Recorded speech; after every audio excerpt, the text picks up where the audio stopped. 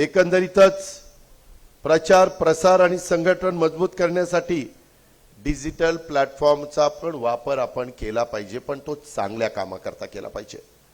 काय वेळेस मी बघतो ते मीडियाचा वापर, सोशल मीडियाचा विशेषतः, त्याच्यातून एखादी व्यक्ती कुठल्या समाजाची असेल तर दुसऱ्या समाजाच्या माणसांनी त्याच्या व्हॉट्सअपवरून त्याला काहीतरी शिवीगाळ करायची, काहीतरी चुकीचं बोलायचं, व्हॉट्सअप पाठवायचे. हे करू नका.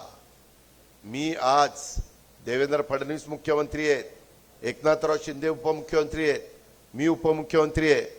त्याच्यामुळं महायुतीच्या कार्यकर्त्यांनी आता आमचे नेते पदावर बसलेले आहेत, कोण आमचं काय करणार आहे असलं मनात आणू नका.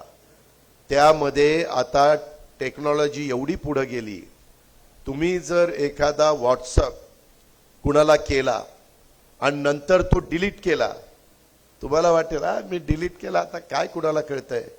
तुमचा फोन ताब्यात आल्यानंतर घेतल्यापासून जे व्हॉट्सअप डिलीट केले ते सगळे रेकॉर्ड येते, ते सगळे फोटो काय असतील ते येत आहे, सगळे मेसेजेस तिथे येतात. या प्रकारे सगळ्यांची आमच्या ग्रामीण भागात अंडी पिल्ल बाहेर निघतात. कृपा करून मी फार पोचलेला आहे, अशा प्रकारची भाषा मनामध्ये आणू नका.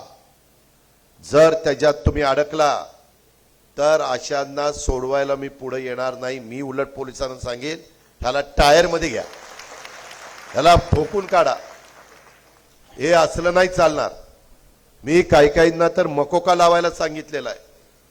मी दादागिरी अजिबात कुणाचीच खपून घेणार नाही, सत्ताधारी पक्षाच्या कार्यकर्त्यांची पण खपून घेणार नाही आणि विरोधी पक्षाची पण खपून घेणार नाही.